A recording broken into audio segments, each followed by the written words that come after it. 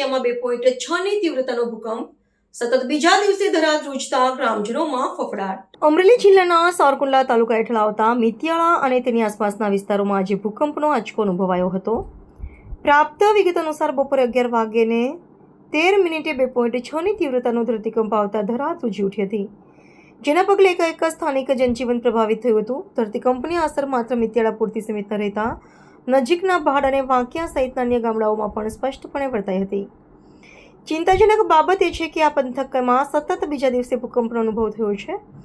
આ તાજી ઘટનાએ સ્થાનિક નાગરિકોમાં 3 વર્ષ જૂની એ સ્મૃતિઓ તાજી કરી દીધી છે, જ્યારે આજ વિસ્તારમાં નિયમિત સમયાંતરે ધરા ધ્રુજારીની ઘટનાઓ બનતી હતી. સતત બીજા દિવસે આકસ્મિક રીતે ધરતીકંપ આવવાના કારણે ગ્રામ્ય વિસ્તારોના રહીશોમાં ભારે ફફડાટ અને ભયનો માહોલ વ્યાપી ગયો છે.